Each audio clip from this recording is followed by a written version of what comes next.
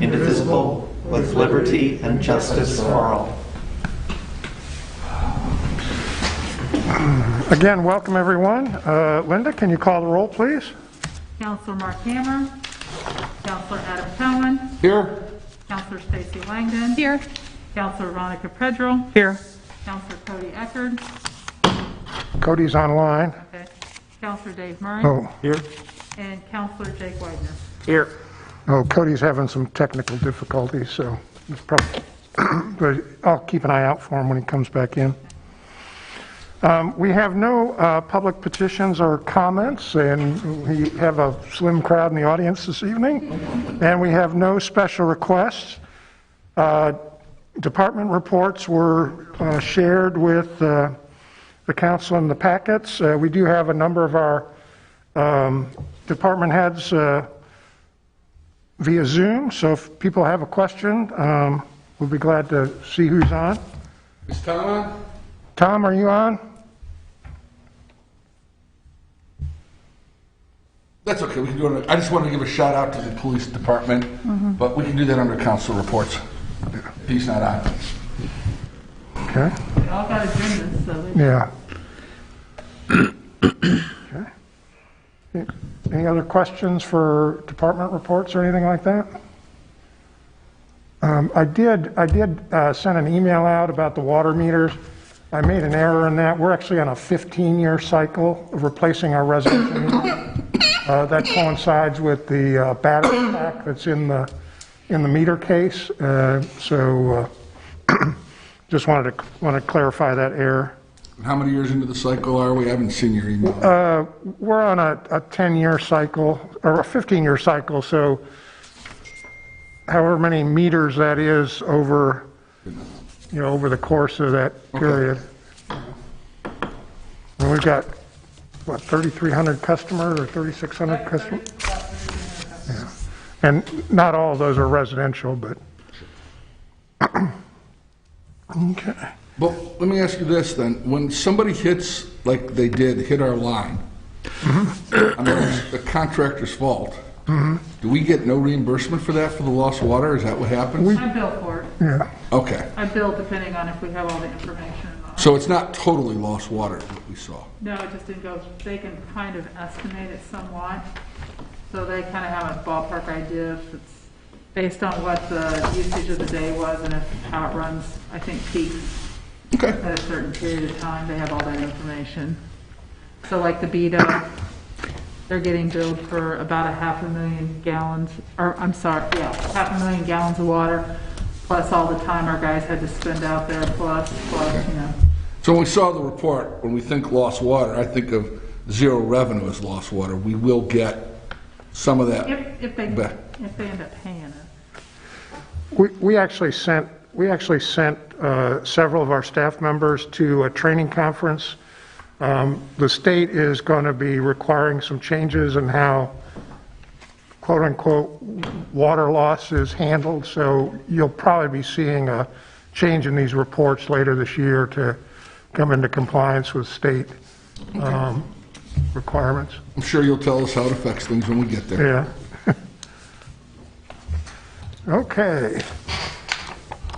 Any other questions for our department heads? Scott's going to stay with us because he's got something later on the agenda. Our other department heads are clear to enjoy the rest of the evening with your families. I will say, I will speak up for Rod. He's actually on vacation this week, but if you know anybody that is looking for summer jobs, we are accepting applications for lifeguards and other positions with the Parks Department, and then our cemetery department will be posting their jobs probably on Monday of next week for the summer help as well. Two questions. Will the cemetery jobs be posted under the cemetery on our website, or will we post it We'll post them on our website as well. under cemetery, under like an HR area? Right now we've got them, as soon as you pull up, the Parks ones pop up, so we'll probably just add it to that. And then for the lifeguard position, I know we're facing the shortage at DePaul and everywhere else. Do we have the ability to retrain or recertify guards, or I can ask Rod that?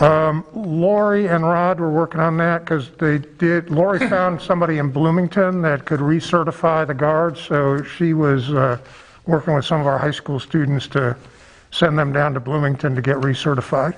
I'll get with Lori because maybe we can Yeah, team up and help each other out a little bit. yeah. Okay. I have some good news to share that just came out this afternoon.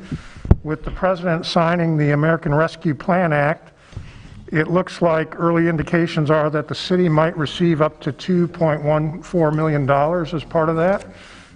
Don't know what strings are attached to it or anything like that yet, but the county could receive a bit over $7 million. The state, for state operations, will receive a little over $3 billion, and then they'll also receive about $200 million for some infrastructure projects. So we'll probably learn more about over the next several weeks. There's also a number of other programs that might benefit our community, such as rental assistance, obviously some of the child care things and things like that. So I expect that'll be coming out shortly. Good. Do want to encourage people to continue to mask up even if you've had your shots while vaccinations continue strongly across the county. We have reopened City Hall, however, masks and social distancing are required. Utility customers are still welcome to pay online or at the drive-up window. We have submitted our grant for the third round of OKRA funding. I don't know if that grant will be impacted by the rescue plan because there is a set aside for restaurants, for example, in the rescue plan. So we'll see what happens there. Would like to again thank our staff for continuing to deal with coronavirus issues.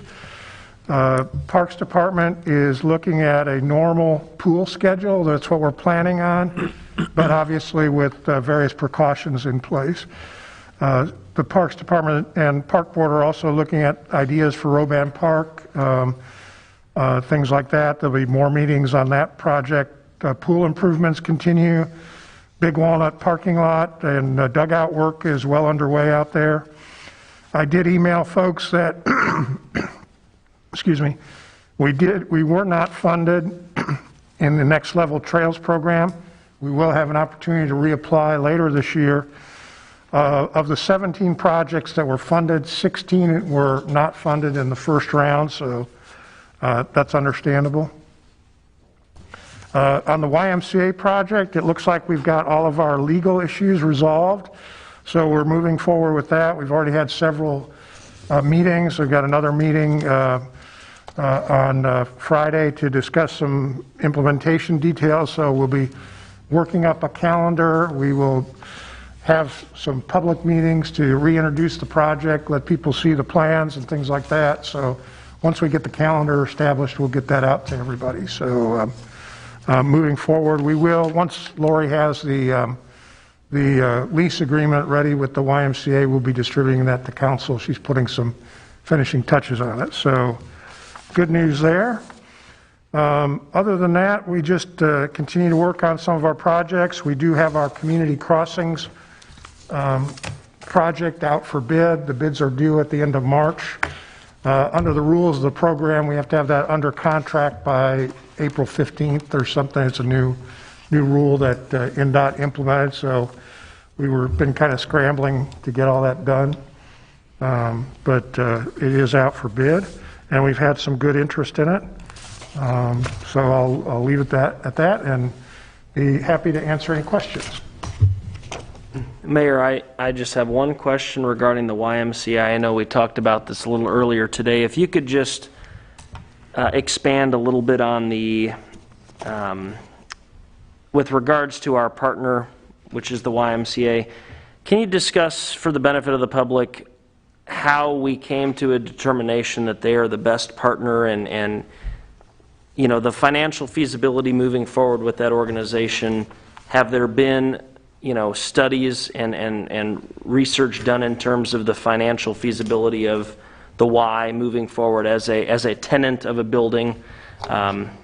Just if you could expand on that a little bit. Sure, let me let Cody back in. Okay, looks like Cody's I joining us. actually chaired one of the early committees on that, so I'll let the mayor fill in. But at the time, we did look at going it ourselves.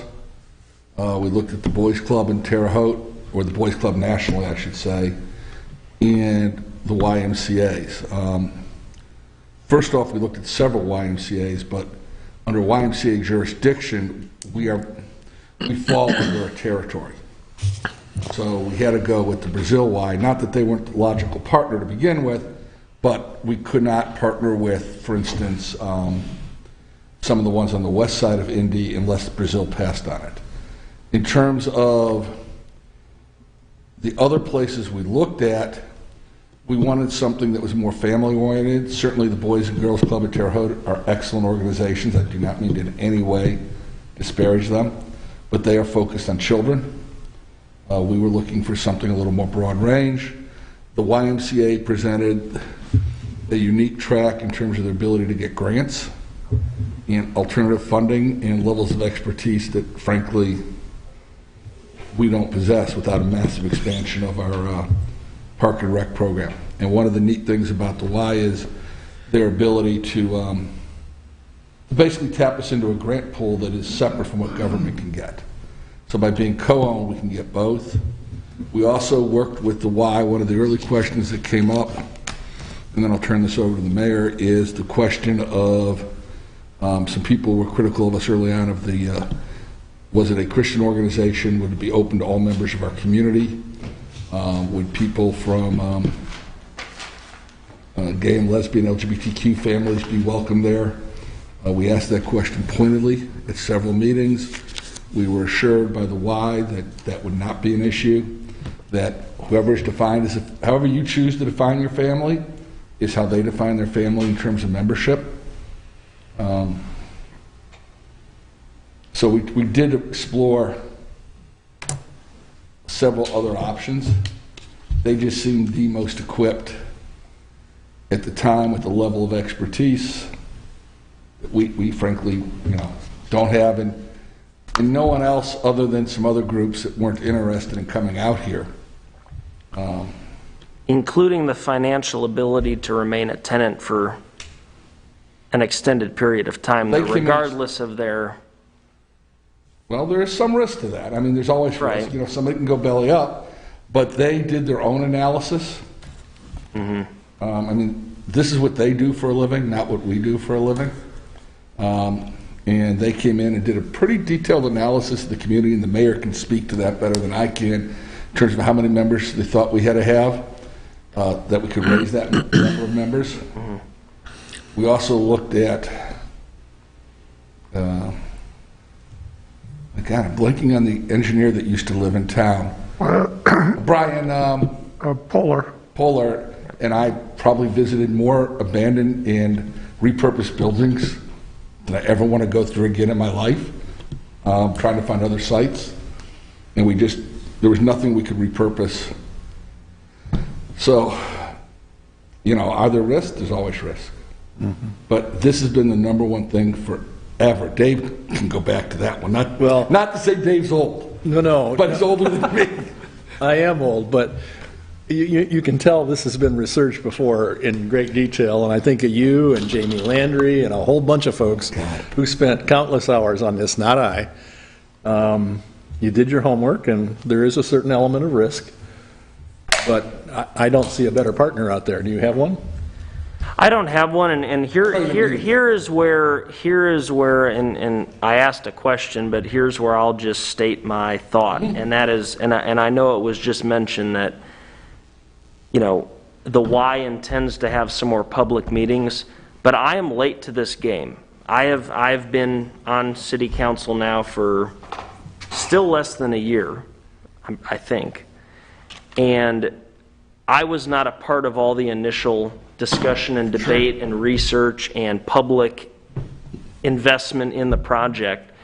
And what I have gathered from my interactions with people I've talked with, and even just on a personal level, I think we need to have another public discussion about where we are at and where this is going. And I would love to see this happen. Let me be very clear about that. And I don't want to discount all the work that's been done years ago on this front, but it's hard for me to come in as a new person and not necessarily be caught up on all of the work that's been done up to this point. I want to see it happen, but I think that our public and even myself as a city councilor needs to be kind of brought up to speed, if you will, in terms of where we are at and where this is going. And I appreciate the Y being willing to have more public meetings and be a presence in our community, because I haven't seen them in our community yet. I haven't seen them here. Well, they actually are here in that they run our after-school programs, and that was part of the reason that this Y, the Brazil Y, was the one we went with, because they already had the footprint here. So when we went to Y National, I said, who do we partner with? Since they, I don't want to use the word owned, they had the footprint, they had first dibs. In terms of public meetings, wow. I mean, I'm very happy to do more, but this started at the fairgrounds with probably 200 people in attendance, so it was out there, it was all over the banner graphic. It started as a dream project. The word Y was not mentioned.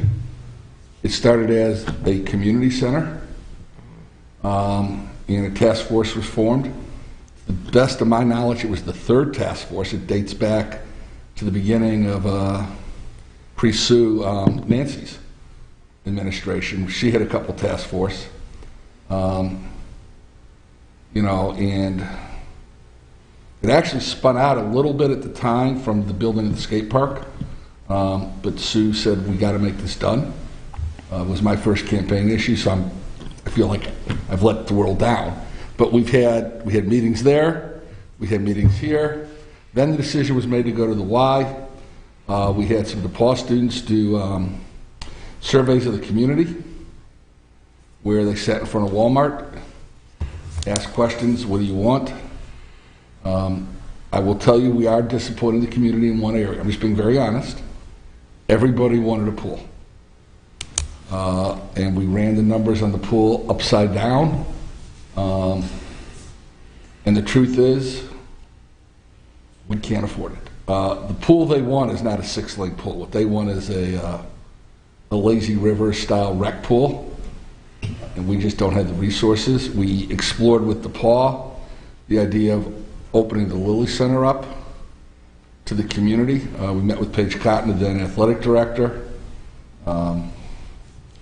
Paul made the point that the Lilly Center was never designed to be a community rec center for, and somebody who works there, I can tell you, it's not a rec center. It's not meant to be. No, it's not. We brought in might get a few names off just a little. We brought in a professor from ISU, a guy by the name of Tom Sawyer, of all names, but it really was his name. His specialty was designing recreational facilities. He's written the books on them to help us. I mean, I think we do need another meeting, but I was going to say to the mayor, I think before we have another meeting, we need to have a shovel in the ground date. We need to say, this is it. Building designs were presented, fairly packed houses of people. It wasn't just the normal people. I mean, we had people from all over Putnam County come in and look at it. People were upset with us because it was a Greencastle project, even though I think we made it pretty clear from the start that it was a Putnam County decision. The county board didn't want to get involved.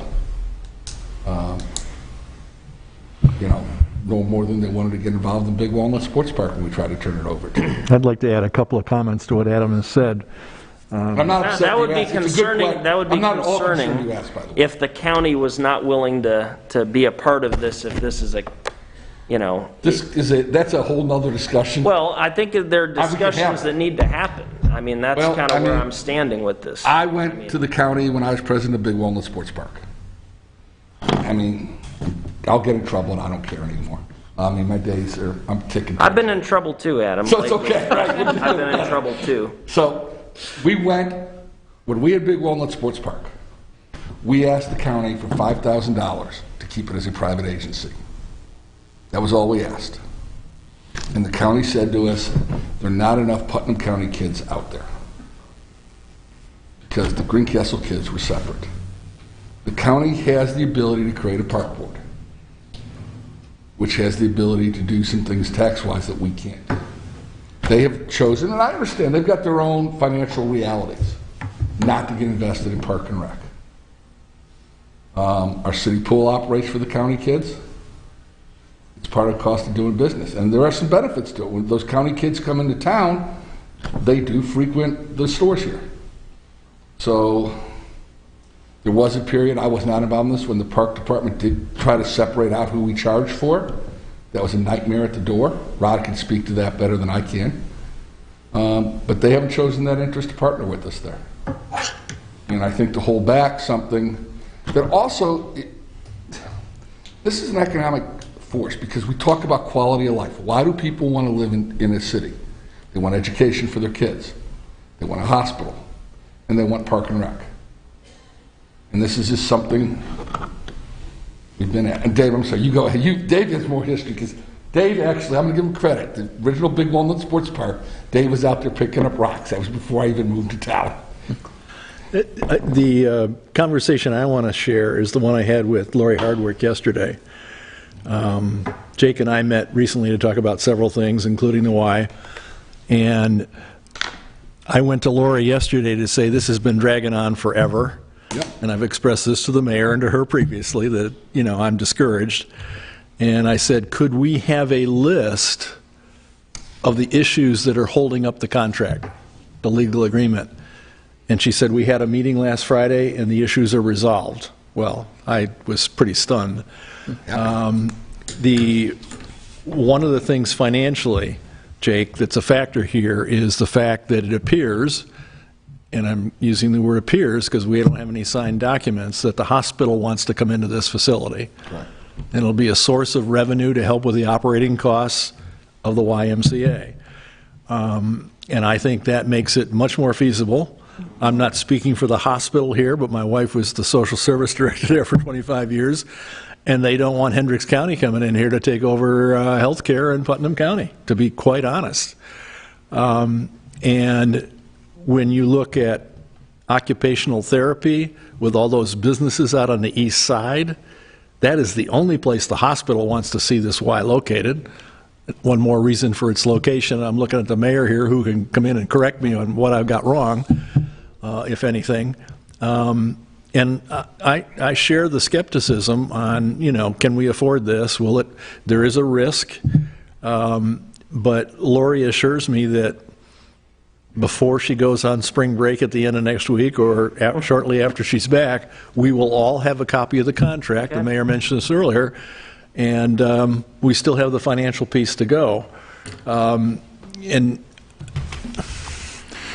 I don't know how much of my conversation with Lori to share. I'm looking at Bill on this, but my understanding from her is that we will build in some financial safeguards for us when it comes to the construction of the facility, that if there are overruns, we will not be responsible for them. The construction manager will be.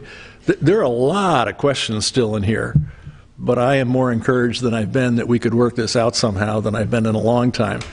I want to see the document. I want to have public input. I want to see what the numbers are to make it run financially, and I want to know that the Y at the national level can raise the funds to put the endowment in place to ensure that the operating costs will be reasonable for a long time to come. So I think there are still a lot of questions out there, but this is as encouraged I've been in a very, very, very long time. And we should say that initially, Dave, one of the early models we looked at involved a community center from a group out of Michigan that leased back part of the property to private businesses like a Starbucks and to the hospital and to medical clinics to pay for it. We weren't able to generate that level here, but the hospital's been an integral part of this discussion forever, and it's no secret I've been very clear to my own employer that we have to protect Putnam County Hospital, that having a local hospital, you know, we now ask on our, we can't enforce it, but we do ask on the abatements, that we try to make sure that if you get an abatement, that your company's insurance allows Putnam County to be one of your primary providers. One other thing, Jake. Partnering with them is so important. One other thing, Jake, that's in there, and this has been a long and frustrating process. The mayor likes to think in big terms.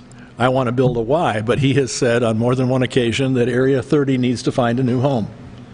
And there's room on that property, and that's something that, again, can start to defray expenses shared across not 2 entities, but 3 entities.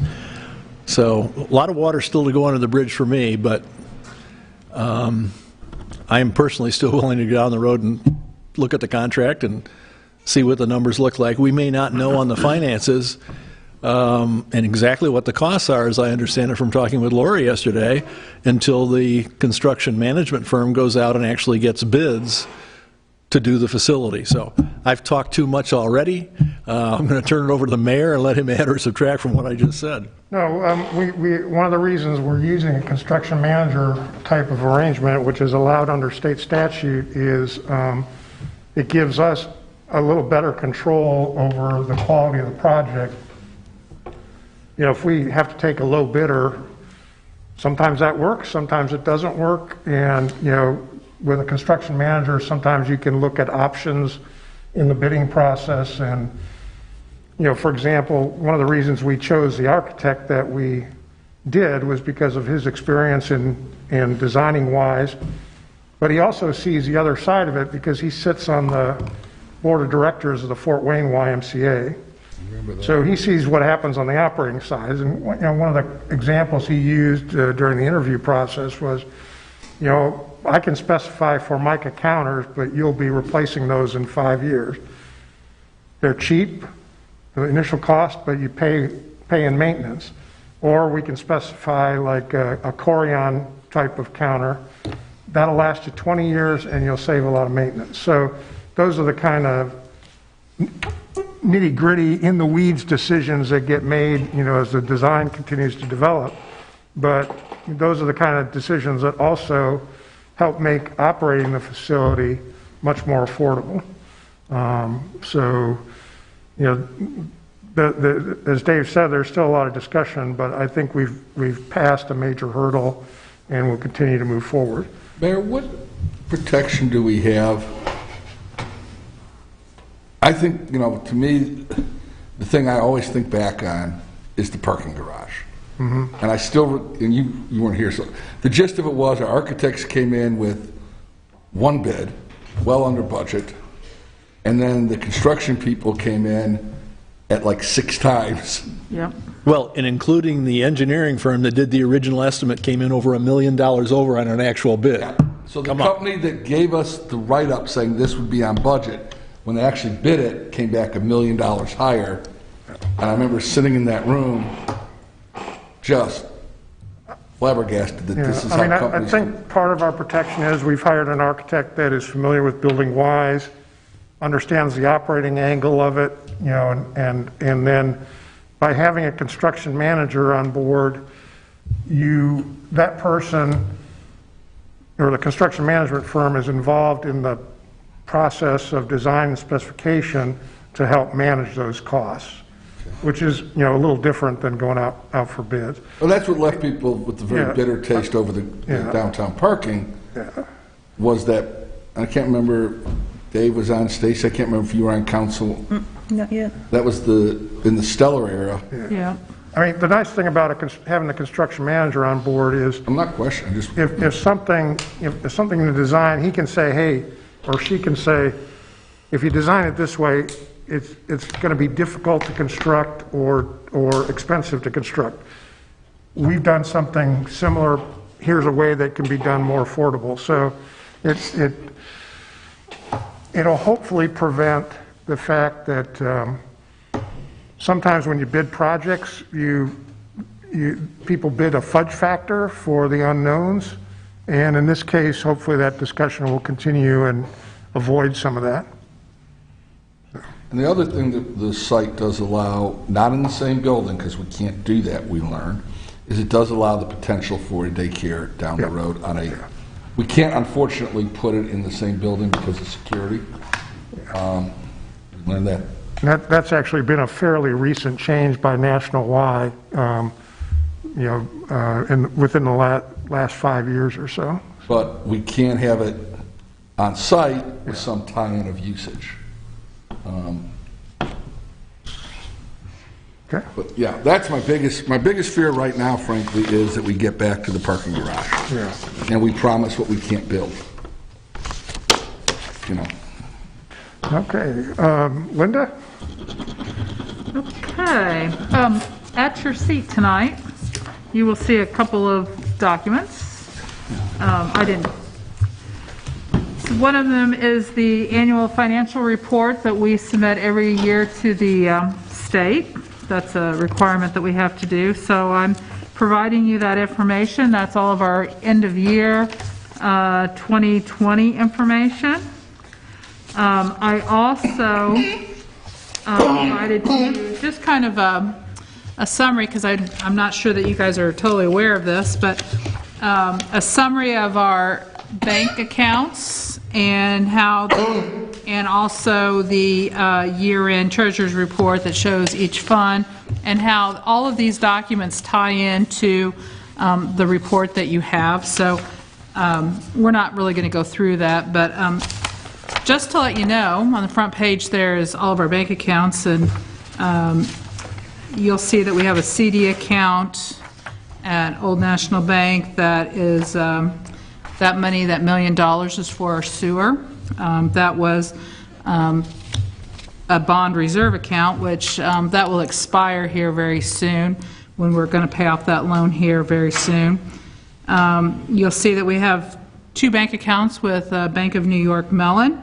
That has to do with a debt reserve account for the water department, for the water tower that's out at the water plant, when we borrowed money out there. And then we have the bond account. We just pay them every month a bond payment for that. So that Bank of New York is related to water.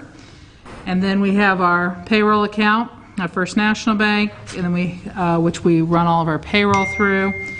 Our general account, which we pay all of our bills out of the city, out of that one.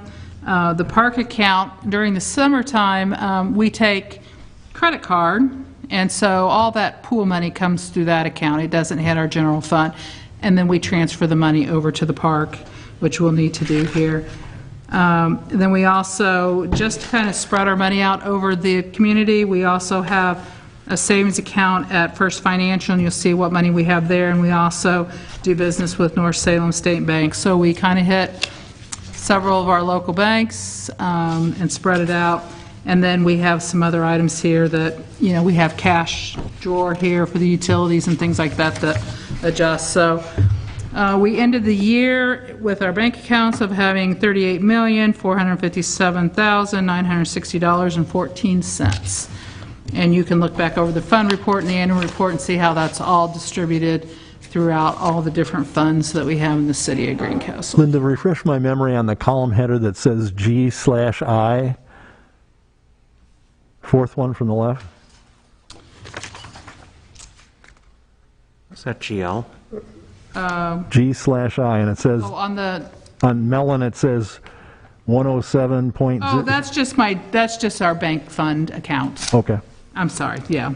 That's just our general ledger account. So 999107 records all of our accounts for debt reserve, and 108. So the general fund account is pooled cash is 999101. So What is DIT? deposit in transit. This is how we reconcile all that, the deposit in transit. Yeah. So what we do is, we're required by the State Board of Accounts every month to reconcile back to our general ledger, our bank, and this is basically the year-end bank account reconciliation. So we do these every month. And, but I got to thinking, I'm not sure that y'all have ever seen how many bank accounts or what we have or whatever, so I decided to include that. And as an internal control, I reconcile all the accounts, and then Melanie goes back and creates this document. So it's an internal control feature, and because I don't write checks, but Aubrey does, so we have a great segregation of duty here at the city. And then, of course, I do the annual report, and you will see a whole bunch of information from what grants we had to. We do have a new section where we're getting better at our capital assets. It's still not 100%, but we're getting there. You'll see all of the reports for all of our debt in here. You'll see what we've disbursements based on the way the state requires it. So there really is a lot of information in these 43 pages. So you might just take a look at it and see how it all played out for last year. Linda, how satisfied are you at where we ended the year? I think we ended up very well. Cash balances were where we needed to be. So we were in good shape to start off 2021. And I think if we really do get our money for the state, the $2 million, I think we will be in great shape to head into 2022. I think we're, we had 1.8 million we ended up in the end of the year for the general fund. Mm-hmm. So that's very positive. Once again, our department heads do a really good job of not spending a lot of money. But, like I've shared before, labor, wages, and all that is our biggest line item. So, Always is. Are there areas, I'll try to go through this as I do before. But I have to still count on you for a lot. Are there areas in terms of where we ended the year that were of concern to you? No. I'm going to present to the Board of Works at this next Board of Works meeting. We've got their budget done. I'm going to ask for us to transfer some of these high fund balances in 601 and 606 to go into the sewage improvement and water improvement accounts, because we do have capital projects that we need to get started working on. Mm-hmm. And so I'm going to ask for that transfer of those funds. I'm going to leave about 20% of the balance in there for cash reserve, basically, but we're going to move forward with that. So that will go to the Board of Works in the form of a resolution to ask for that money to be transferred. That's kind of their jurisdiction. As I recall, because we had this discussion a year ago or 2 years ago, 20% is a good, healthy number to be leaving in our cash. Right. I remember the discussion. I don't remember the number we came up with. Yeah, we shoot for 20%, even when we budget. So when we get ready, because before we know it here, we're going to be starting on our 2022 budget. Got to think about that. But we'll be starting that process and, moving forward with that. But, we've done really, really well. And so we'll see how it goes coming in. So if you can take a look at those, if you end up with any questions that you have, just give me a buzz and we can talk about them. If we do get the 2 million, do we have discussions about what to do with it? Or, I know it's premature at this point, but do the two of you have thoughts as far as? We just found out about it today. Literally, this happened like 3 o'clock this afternoon. We're going to, property tax are going to remain the same. I don't know how hard we're going to get hit with public safety, or with our lit tax. Yeah. So well, that's. I think about when we raised water rates and we said we're going to go out and try to get some grants, and we're going to try to offset some of this, so perhaps the next raise a year from now or a following year from now won't be as severe. Is that something that maybe can we look at putting some money towards that so we can won't impact our water customers as much as we initially thought? I guess it depends on what they tell us we got to use the money for. So they'll give they'll give us rules. So we may have. There will be not rules. Be able to choose.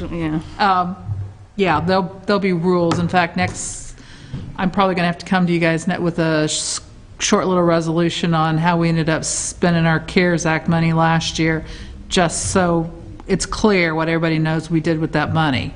Even though we thought it was clear, but they may want me to tweak the words a little bit, so I don't get an audit write-up. I mean, so when they send us money like that, they're going to tell us what we can and cannot use for. There's always, I want to say, the strings attached. So, but yeah, so that's the annual report. So I've presented it to you. The mayor will go off and he'll initial that for me that he's happy with it, and we'll go forward. Then the only other thing I have is April the 24th will be the city dumpster day. It will happen again in the Greencastle High School parking lot. Because that day is prom day, we are going to start it a little bit earlier in the day, so it will start at 8 o'clock. If prom couldn't get any Who's your date, Linda? I'm going to pass Oscar the this year. It's going to be 8 o'clock. High school students. It'll be 8 o'clock to noon, so we want to make sure that we give everybody plenty of time to get out there, but we also want to leave time for our city employees to then run the street sweeper and everything, so none of the prom dates get anything in their tire at the high school. So, so anyways, you will get a flyer in the mail from us at the beginning of April. We're going to send out all the details, what you can bring, what you can't bring, those kind of things. But we are going to have, and we are partnering with the Civic League, and so there'll be more information with, like, Kate and I are going to probably meet tomorrow and discuss it further, but I'll just let everybody know they can start collecting all their things for dumpster day. And we will be asking people that if they bring a truckload of stuff, they will in fact help unload it and not sit in the truck. Yeah. Because, we rely on volunteers for this event, and, we need additional participants, particularly those who bring extra large loads. Yeah. Personally, I'll be in a powder blue mid-1970s tuxedo or something, yes. with some frilly shirt or something for that. I have pictures of me in a powder blue tuxedo, and I was cool back then.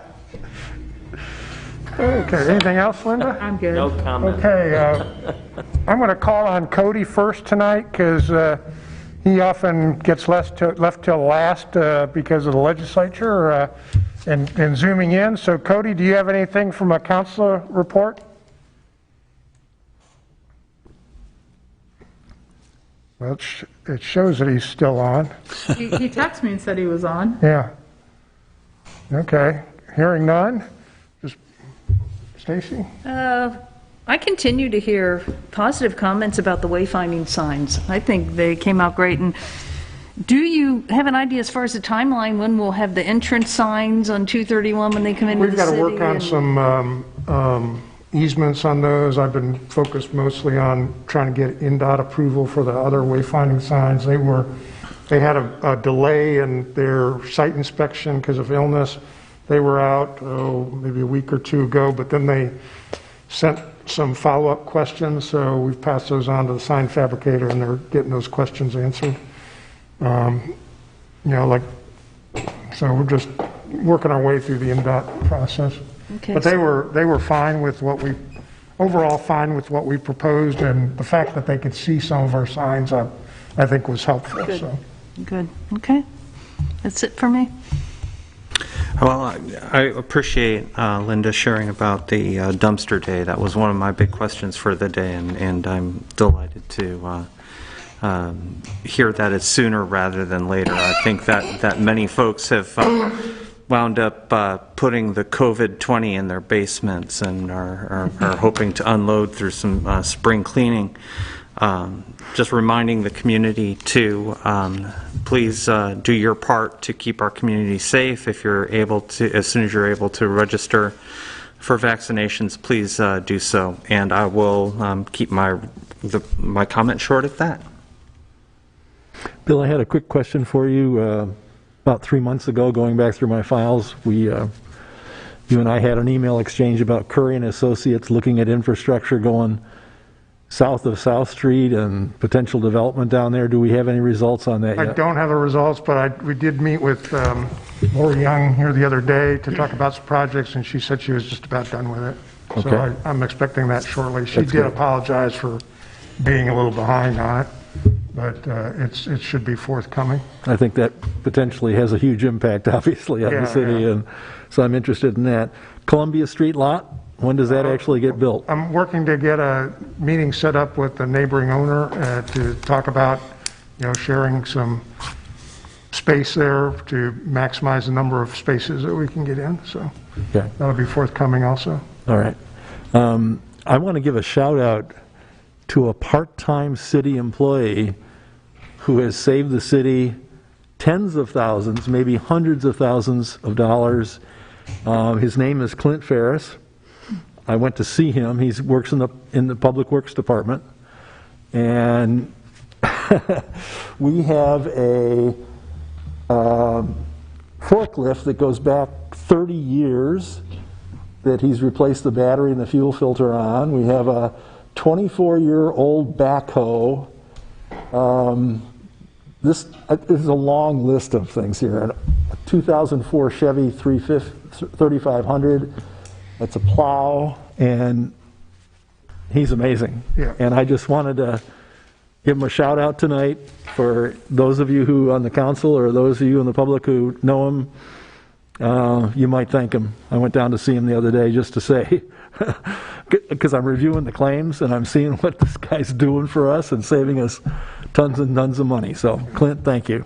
I mean, he does, working with Brad and maintaining our fleet at the Public Works Department, we have saved thousands of dollars in keeping that equipment going. And overall, the crew does take good care of the equipment, and that's why it's lasted so long as well. So it's been a great benefit to our community. We're buying new fire trucks and new police cars and all this, and here's somebody keeping a 30-year-old piece of equipment going for the city. That's pretty noteworthy, I think.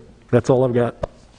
Now, we have bought a few pieces of equipment for Public Works. Yes, we have.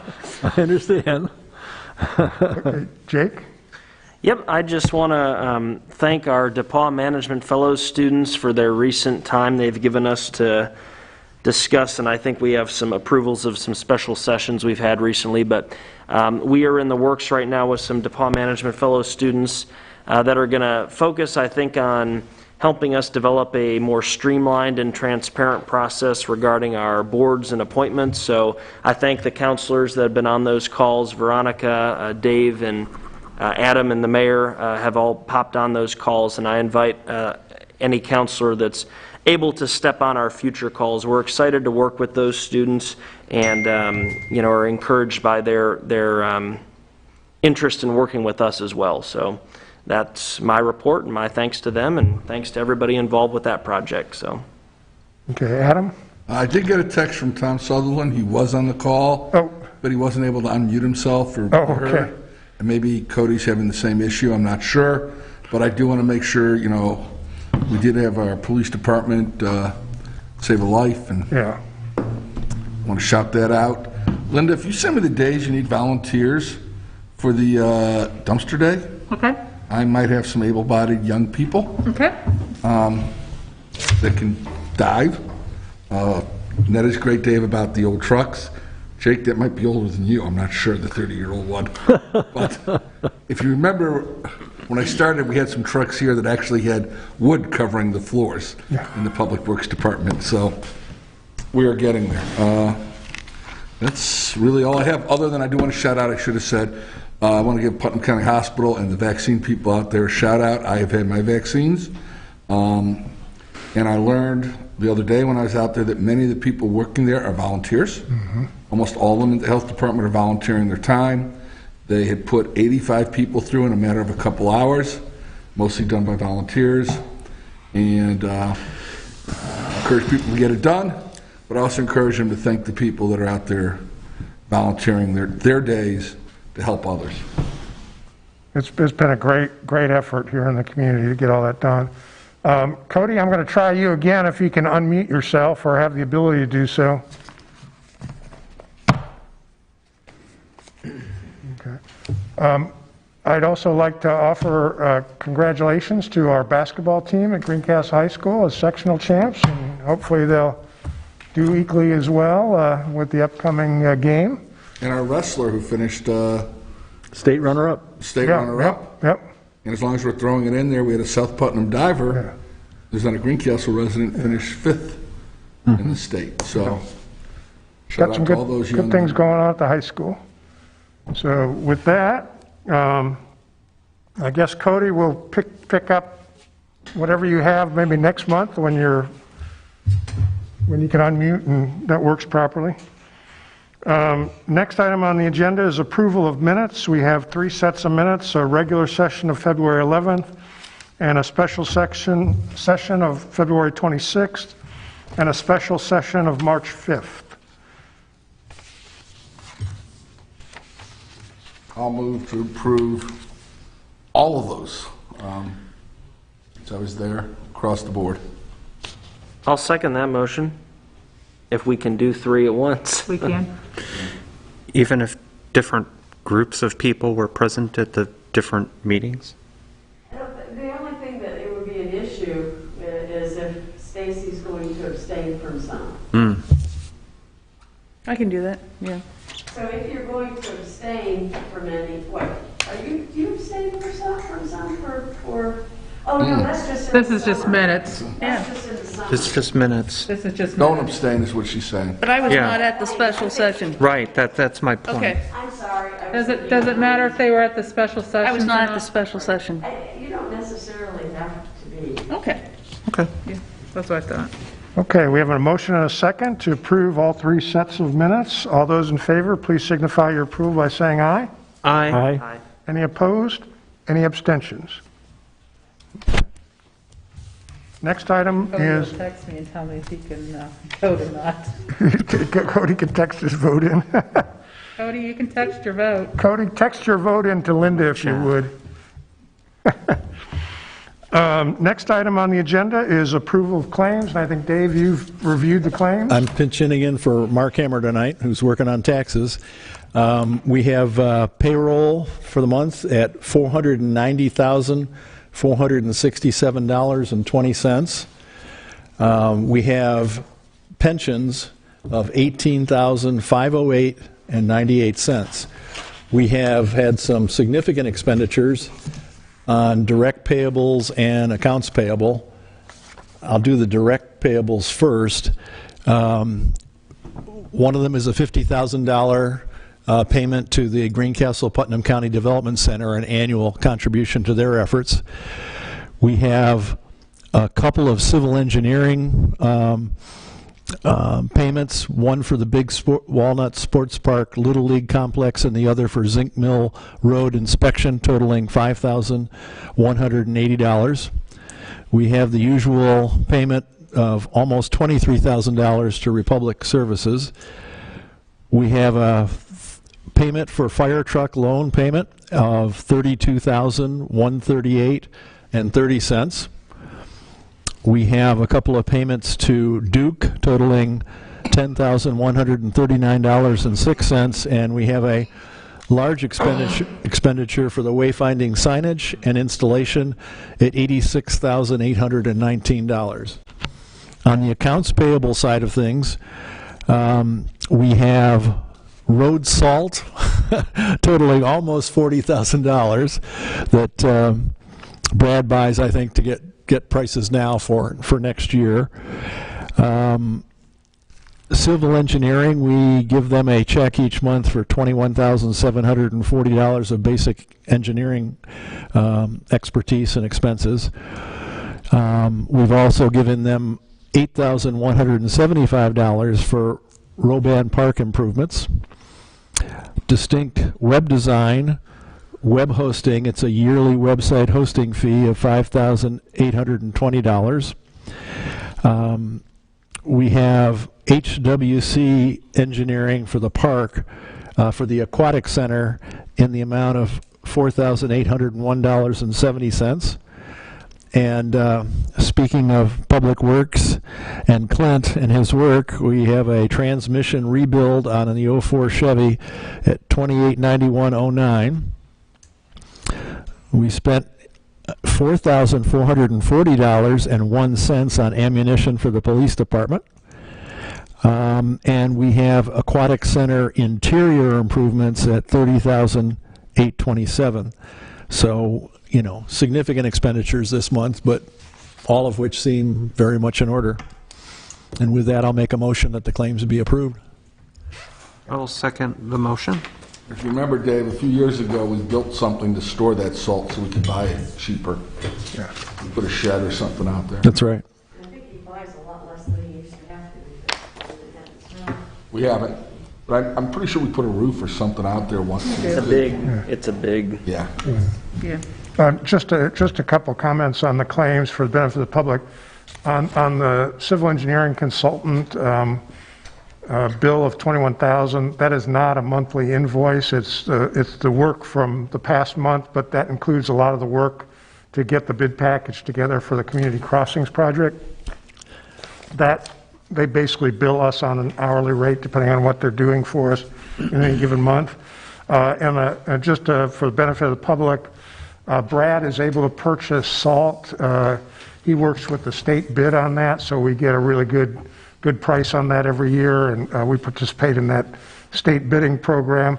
And then lastly, on the ammunition, unfortunately, Tom called me a few weeks ago and said, Mayor, the cost of ammunition has gone through the roof, so it's probably $1,000, $1,500 more than what we would normally see. Hopefully those costs will come back down, and that includes both the ammunition that they use for training purposes as well as just the normal supply to have on hand for the departmental purposes as well. Thanks for those clarifications. Yeah. So we have a motion and a second to approve the claims as presented. All those in favor, please signify by saying aye. Aye. aye. Any opposed? Any abstentions? Okay, hearing none. Next is old business, and we have several ordinances on second reading this evening.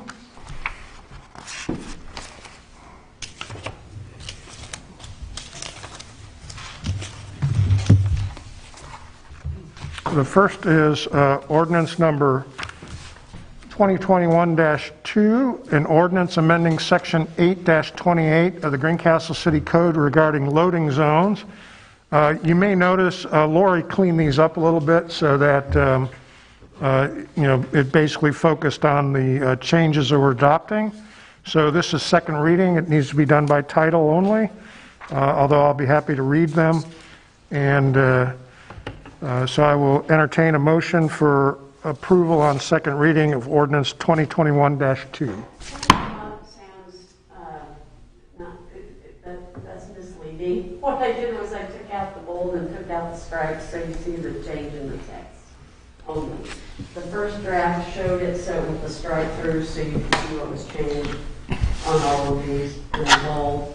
So I took all that out so we wouldn't have that. This is the final copy. I would move, I just lost it, to adopt ordinance, I'm sorry, what am I adopting? 2021-2. Ordinance 2021-2, What am I on adopting? second reading. We don't need to, Let's just do it all at once. That was painful. I'll second that. We have a motion and a second. Is there any further discussion or questions? Hearing none, I'll entertain a motion. Please indicate your approval by saying aye. Aye. Any opposed or abstentions? The ordinance has been adopted. Next is ordinance 2021-3, an ordinance amending section 8-30 of the Greencastle City Code regarding schedule of on-street reserved handicap spaces. So again, Lori's cleaned this up a little bit, so it's a little clearer, and be happy to entertain a motion for 2021-3. I move to approve ordinance 2021-3, amending the city code regarding the schedule of on-street reserved handicap parking. I'd be happy to second it, but the ordinance amending, that's the one on loading zones. That's not the one we're dealing with now, is it? Nope. We're on handicap parking. Oh, wait a minute. I'll just second Veronica's motion. Okay. We have a motion and a second for ordinance 2021-3 on second reading. Is there any further questions or discussion? Hearing none, please indicate your approval by saying aye. Aye. Any opposed or abstentions? The ordinance passes. Here's those two that can be signed. Okay, let me pass some down, so.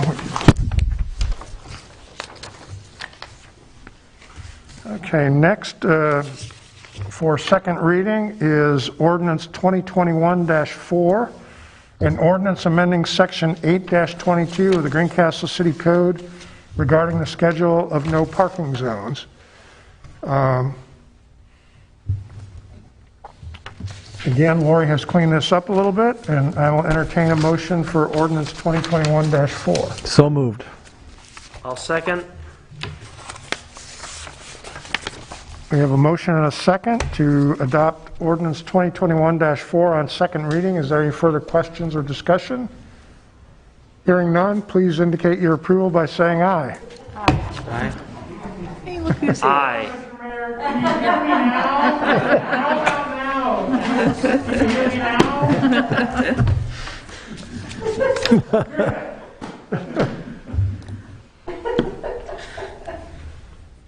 Aye.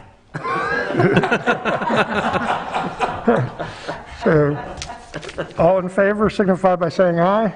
Aye. Any opposed or abstentions? Okay. Next is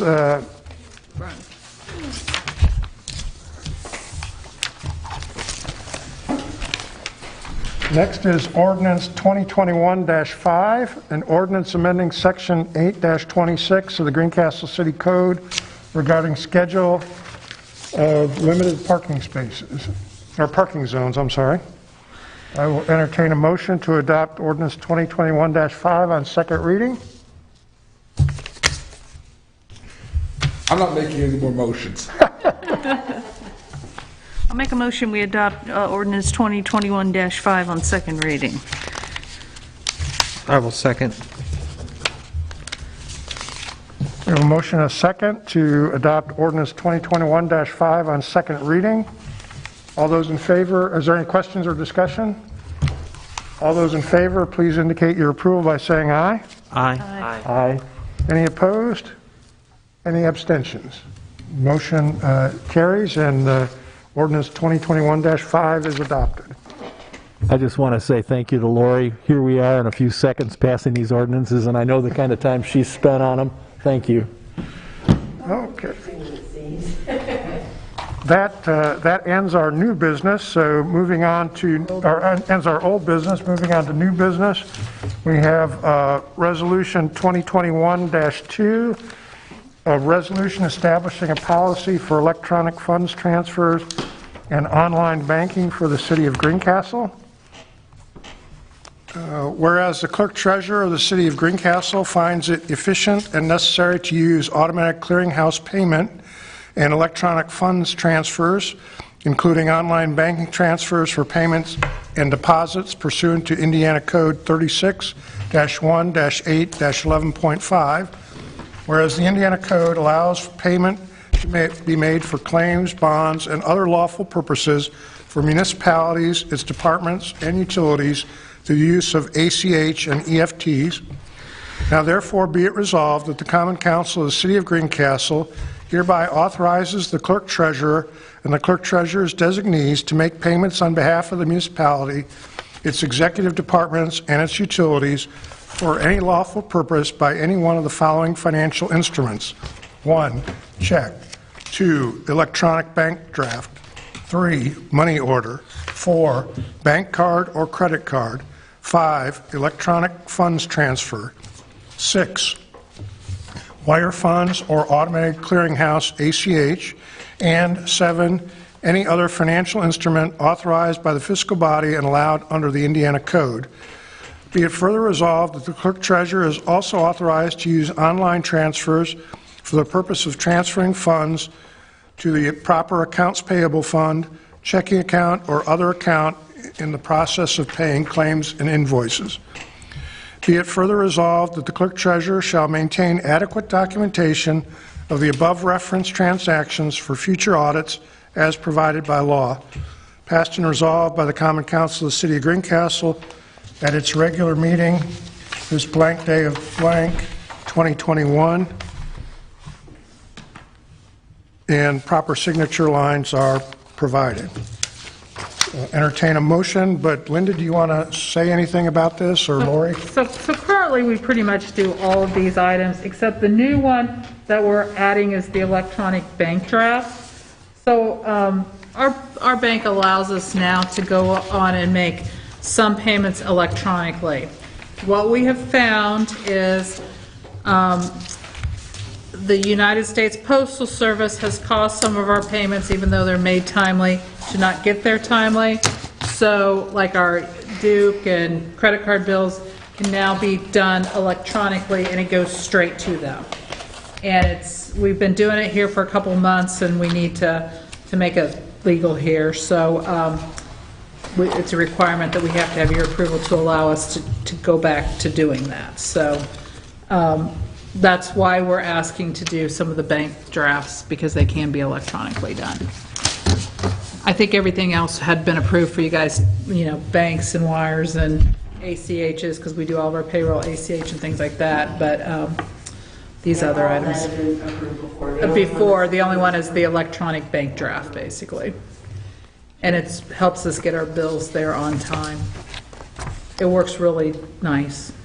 So. Getting our bills paid on time is a good thing. It is a good thing to get our bills paid on time. Yes. So I will entertain a motion to adopt Resolution 2021-2. So moved. I'll second that happily, 2021-2. Who is the second? Jake. Okay, thanks. We have a motion and a second to approve Resolution 2021-2. Are there any further questions or discussion? Hearing none, please indicate your approval by saying aye. Aye. Any opposed or abstentions? Great. Next item of business is Resolution 2021-3. This is a resolution approving amendments to the Economic Development Plan for the Greencastle Economic Development Area. Whereas the Greencastle Redevelopment Commission on February 17th, 2021 reviewed the facts report in support of findings contained in Resolution 2021-1, factual report and amended economic development plan for the Greencastle Economic Development Area. And whereas the Greencastle Redevelopment Commission adopted Resolution 2021-1, a declaratory resolution to amend the economic development plan of the Greencastle Economic Development Area.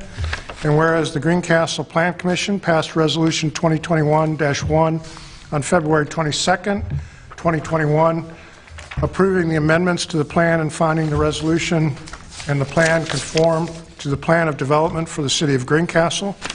Whereas IC 36-7-14-16 and IC 36-7-14-41 require that the Redevelopment Commission submit the resolution, the amended plan, factual report, and supporting data to the Greencastle Common Council. And whereas IC 36-7-14-16 requires that the Greencastle Common Council determine whether the resolution and the amended plan conform to the plan of development for the city of Greencastle. Whereas the Greencastle Common Council at its regularly scheduled meeting on March 11, 2021 did review Resolution 2021-1, the factual report and amended plan for the Greencastle Economic Development Area, and Greencastle Plan Commission Resolution 2021-1. Now therefore be it resolved by the Common Council of the City of Greencastle, Indiana that 1, the Greencastle Plan Commission has previously reviewed and approved the resolution, the factual report, and the amended plan as required by IC 36-7-14-17 and 17.5. The resolution, factual report, and amended economic development plan conform to the plan of development for the city of Greencastle and are in all respects approved and confirmed. 3, the resolution and amended plan do not change the geographic area of the Greencastle Economic Development Area or the allocation area. 4, a copy of this resolution be submitted to the Greencastle Redevelopment Commission. 5, this resolution shall be effective as of its date of adoption, adopted by the Common Council of the City of Greencastle at its regular meeting this 11th day of March 2021 with proper signature lines. So this is, we've talked about this previously about amending the plan. If council adopts this resolution, the next steps are to provide notice to to all the other taxing units, and then we'll have copies of the plan and things available for inspection by the public at the library, City Hall, here in the county auditor's office. And then the redevelopment commission will hold a public hearing on March 31st, and then they will either reject, amend, or adopt the confirming resolution to keep the process moving forward.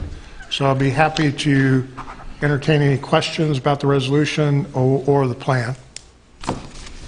To what degree, Mayor, do we need to solve the drainage problems over on the east side before we move ahead with new development? I'm sorry? To what degree do we need to solve the drainage issues in this district before we move ahead with further development? We actually are working on several issues right now. For example, we're working on some stormwater issues along Fillmore Road.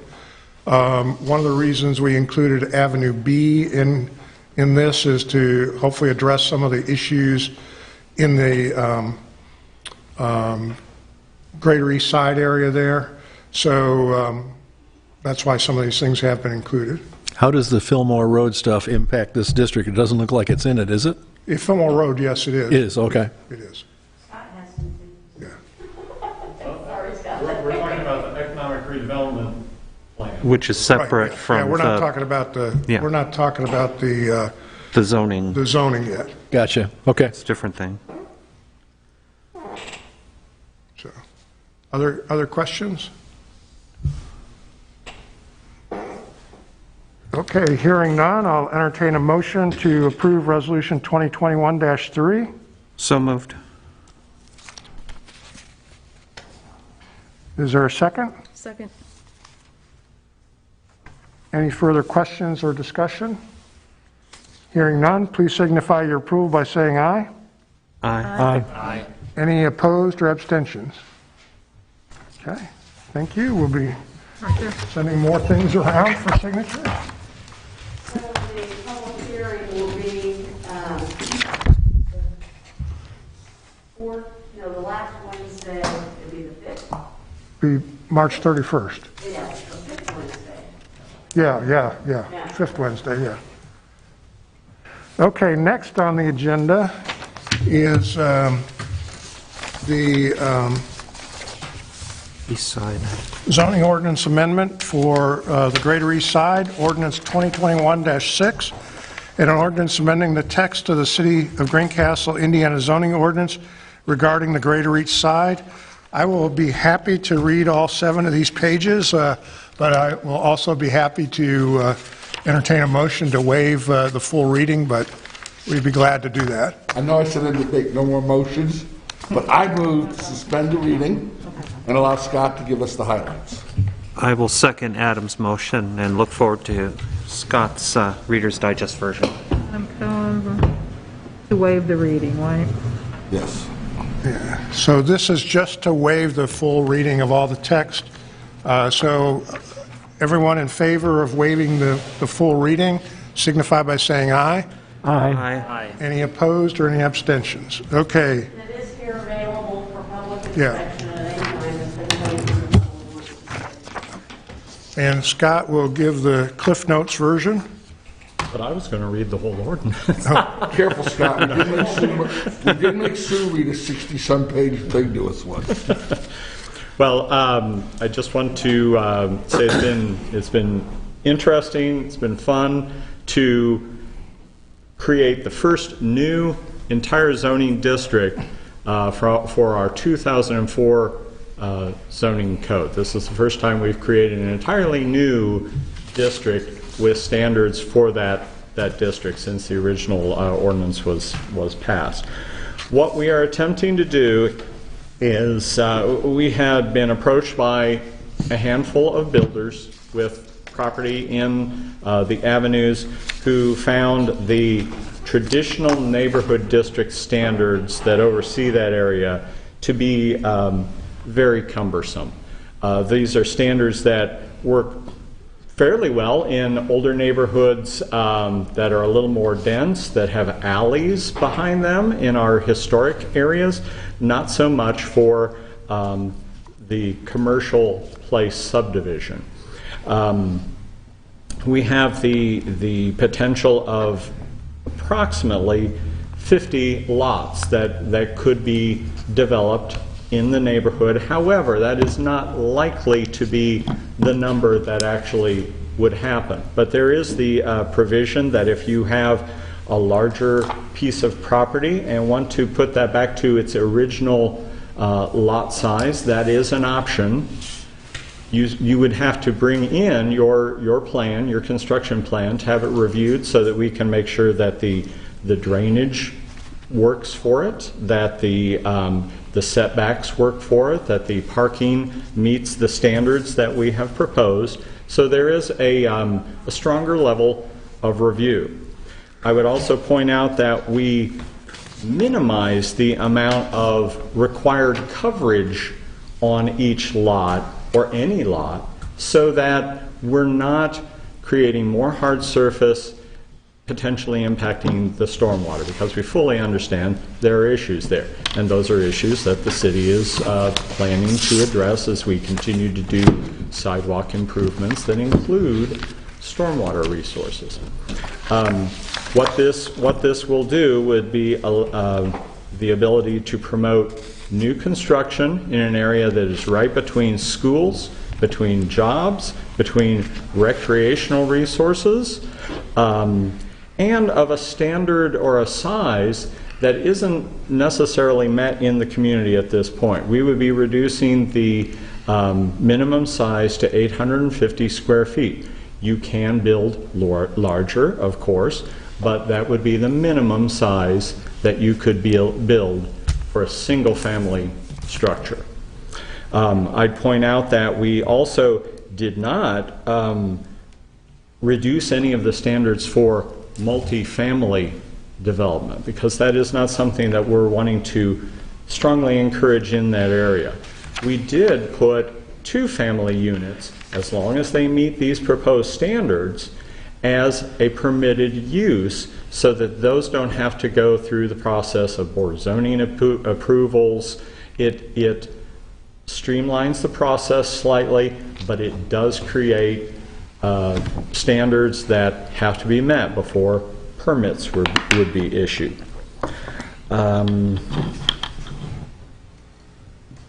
I think I will leave it at that and then just allow you to kind of ask some of the questions. I just passed out an aerial map. The ordinance has the legal description of the district, but you can see this is essentially the south side of B Street to Warren or 10th. Then following what was the zinc mill planned unit development, because that's not part of the commercial place subdivision, over to Percy Julian, and then back up to B. That is all area that had been traditional neighborhood. It would now be zoned Greater East Side with these proposed standards. Scott, how were the affected residents notified, and how was it explained to them, and what did we hear from the local residents? We did a certificate of mailing to 220 property owners. That is the district plus 250 feet around the entire district. Of that, we had 2 phone calls, but we had approximately 7 individuals come to our Plan Commission meeting who expressed concern about stormwater and expressed concern about parking in the street. And we felt that we had addressed those to the greatest extent possible. One issue was, well, some property owners have 8 vehicles. Where are they going to park them? Well, that isn't an issue that we can handle through zoning. We can require the minimum. If you need more, you would have to figure out where that is going to be, or make other arrangements for your vehicles. So, just because I want to kind of note it somewhere in the record, you sent 250 certified mails, plus another, you sent 250 certified pieces of mail out to the residents. Well, so doing the district and 250 feet around the district generated a list of 220 property owners. Okay. Yes. And then the phone calls? Phone calls was from an individual, and this is probably the most important point, who wondered, oh, am I going to have to upgrade my property? Am I going to have to change my property? And once I assured her, no, this does not require you to do anything. Oh, okay. Okay. The letters also included a summary of the proposed changes as well. And there was a public hearing. And a public hearing, which they were told about in the letter, I assume. Correct. That's Correct. the purpose. And we've had at least, Brad Phillips and I met with 3 property owners out there just this past week who wanted to share some concerns about drainage with us. And we made that very clear up front, even at the Plan Commission meeting, that this has been traditionally an area where drainage has not been the best. When we did Fifth Street a couple years ago, we did include some additional storm drainage along Fifth Street there. There was some storm drainage projects done in the past. There's still room for improvement, and we have taken the stance that we're going to look pretty carefully about any proposal that comes forward, how they handle storm drainage. Even right now, if you meet our current standards, you can go out there and build a new house and things like that. So I think there was also, a little bit of concern that the neighborhood was going to get inundated. I'm not expecting that. I think there'll be some people come forward, maybe 1, 2, 3 houses a year for the next several years. As the market continues to be tight, but it's an area where we've got city infrastructure in, and vacant lot doesn't provide us with any utility customers, and we're going to try to program some additional curb and sidewalk projects out there, and as those get done, we'll try to address the drainage issue to some degree. And if any of you walked out there or driven out there, we've got some lots that are below the street, so the street doesn't function very well for drainage. We've got other parts where it's above the street, but we've got some places, because we don't have curb and gutter, we've got stormwater running into people's yard that really should be collected at the curb and diverted into a storm sewer system. We've got a dead-end street out there that when the Southern Highway was put in, was cut off, but there was never a cul-de-sac put in. So right now, the school buses are using a private driveway to turn around, so that's another thing that, has caught our attention. So we're hoping that, over time, we can make some improvements out there and gradually address some of these issues. Well, my concern right now is just the answer to, on whether we should do this, I'm going to defer to the council person whose district it is, but, we've been discussing a lot how transparent we are, how we let people know. You've answered my question. We have done substantial efforts to notify the residents. And we had several other meetings as the process started, with some people who expressed an interest in the neighborhood, just to kind of gather concerns and things like that as well. Now, that was my only question. The rest, I defer to the council people whose district is going to get this decision. So now that I'm on the ordinance and not the resolution when it comes to the drainage issue, we're going to allow development without solving the drainage problem? Is that what I'm hearing you're saying? Well, if somebody comes in with a proposal? Development now. Yeah. Well. They can build a house now there. Yep. But we're going to try to fix the drainage anyway. That's going concurrently. That's already in our So plan. the development could occur before we solve the drainage problems, is what I hear you're saying. If this weren't before us, development Right. can occur with existing Yep. drainage issues out there. So this doesn't address it either way.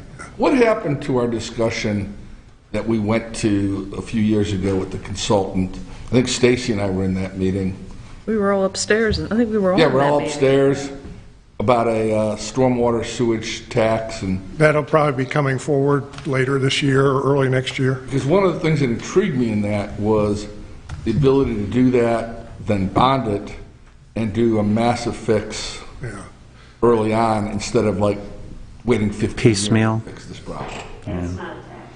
was not a tax, it was It's a a user fee. It's a utility. utility fee, sorry. The water rate increase took some priority. I understand.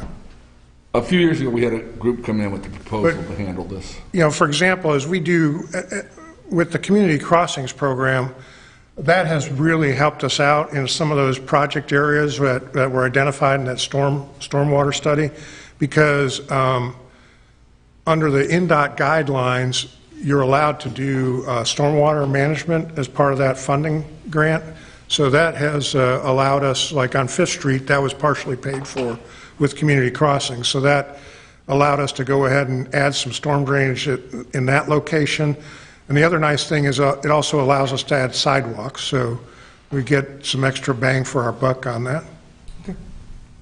One of the perennial problems our city has faced is one of housing inventory, of course, and especially for starter homes, for new residents, people who are new to our community, and an opportunity such as this to make more flexible the zoning challenge or situation in the Greater East Side, I think, you know, could be a solution for helping to ease that housing inventory. As Scott had mentioned, you know, the area is uniquely situated between where people are being employed and where people are going to school, where people are shopping.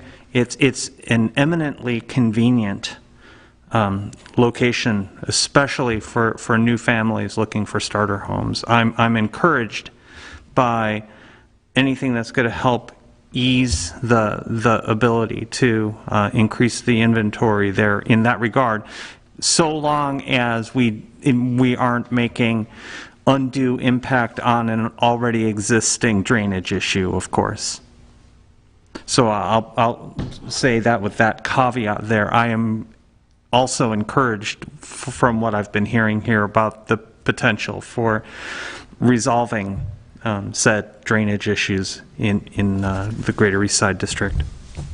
Some of the issues with how it's written now, if you were wondering why we want to change it, is because with setbacks Yep. being too far, or you have to have so much on the side, or so long, or so big, or, you know, those sorts of issues.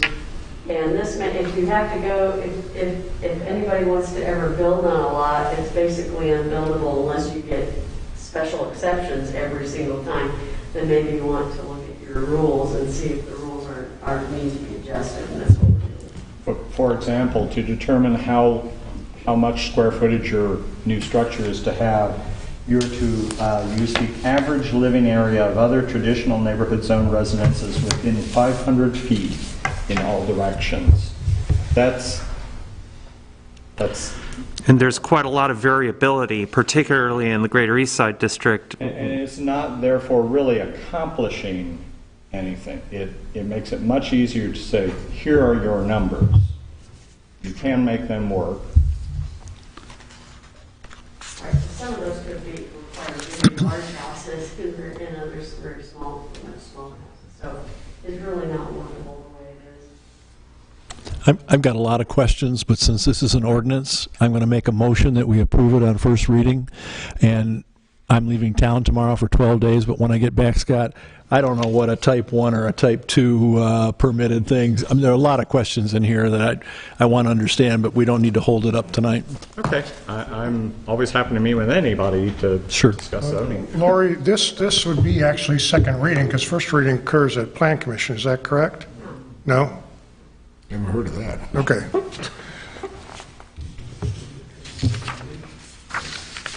Would you like to second it? Any other? Yes, yes, I would like to second the I motion. really appreciated your points about that district. Yeah.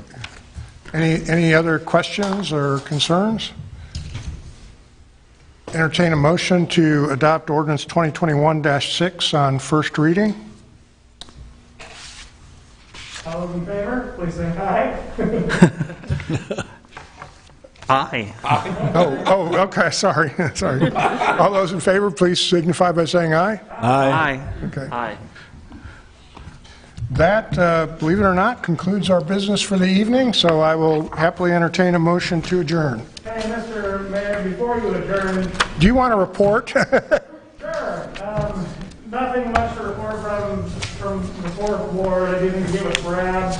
I didn't think I saw a 4x4, one of those people pathways signs, lining up it broke off at the concrete, so I think I need to talk to Brad and get that fixed. Okay. Fourth ward is good. I appreciate everybody's patience with me this evening. I'm getting here a little bit late, but we've had lots of long nights, so I appreciate getting to listen to the meeting and then come here and talk to you guys. But I was surprised a little bit by how little discussion there was on the economic development plan, but I think that's because you just made yourself so available to answer any questions. So I really appreciate your work with you on that, Mr. Mayor. But otherwise, how much to adjourn? Just before you do, anything you want to share from what's going on in the legislature now that bills have switched houses? So I cover the Judiciary Committee, which was key in getting the civil immunity passed. So really nothing to report here in this halfway session, or the halfway point in the session, because the bills have switched over. So the committees are starting to get heavier again. But yeah, if you have any questions or concerns about legislation moving through, call your legislator. Their staff is great, so they'll talk to you. Cody has been kind enough to allow me to send him comments from a time or two on some really bad bills that would have an adverse impact on the community he represents, so I appreciate that. So Cody, what's your guess on these incredibly large trucks that can't go on the interstates and are going to be rolling through Greencastle even bigger than they are already? What's your gut on that? Well, I'll go ahead and say that you call your legislator and let them know what you think, but I already have. we'll talk to you afterwards. Okay, that'd be great. Thank you. I did send in a note to our senators about that, about the problems it has the potential to cause us. So. Well, I know. Same here. Yeah. Okay. Yeah, we don't need to do that here. Who's a second to adjourn? Second. Veronica. All those in favor, please signify by saying aye. Aye. Okay. Thank you. Everybody have a good evening. Cody, there's a whole bunch